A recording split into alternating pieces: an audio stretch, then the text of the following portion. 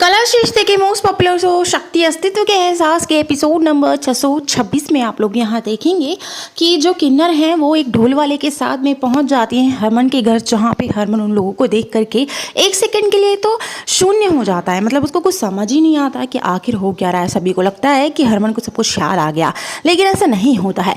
With a twist Harman वहाँ आकर के उस ढोल वाले को चौंटा मार देता है और कहता है कि तू एक मर्द ही है ना, इन किन्नरों के साथ में ढोल बजा रहा है, तुझको शर्म नहीं आती।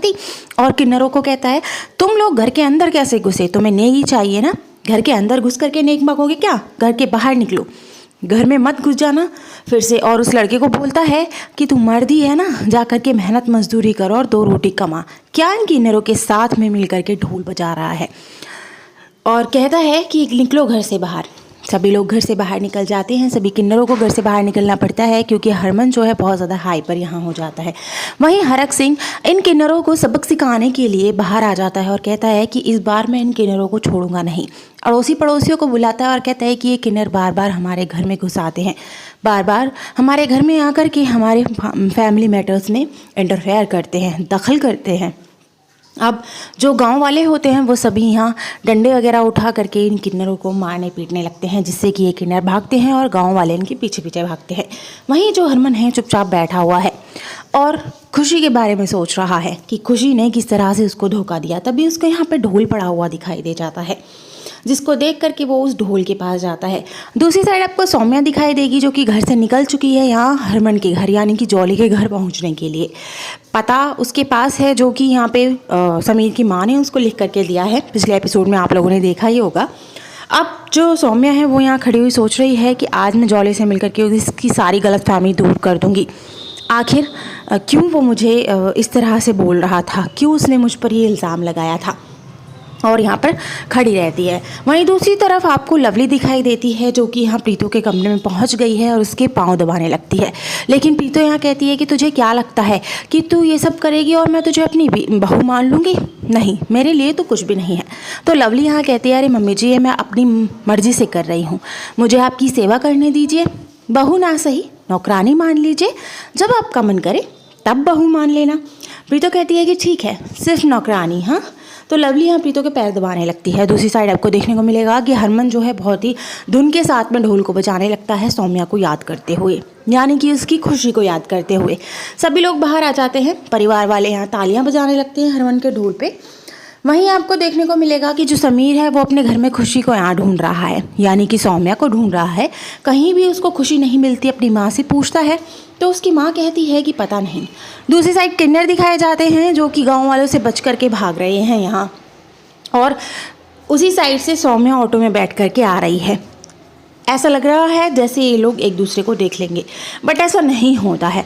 ऑटो वाला खुशी को यानी कि सौम्या को वहाँ उतार देता है जहाँ का पता उसने उस ऑटो वाले को बताया है।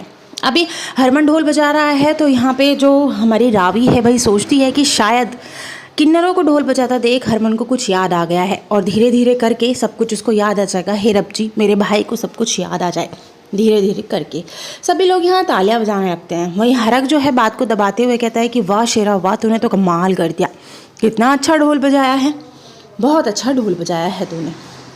अभी यहाँ जो हरक है वो शन्नो को पकौड़े वगैरह बनाने के लिए कहता है कि जा कर के चाय और पकौड़े बना ले, लेकिन जो लवली है वो कहती है कि मैं बना करके लाती हूँ। तो हरक कहता है तूने सुबह से कुछ नहीं खाया है। जैसा कि पिछले एपिसोड में आपने देखा ही होगा, लवली कहती है यहाँ हरमन तब तक कुछ नहीं खाएगा, तब तक वो भी कुछ नहीं खाएगी, मतलब जब तक हरमन उससे प्यार से बात नहीं करेगा।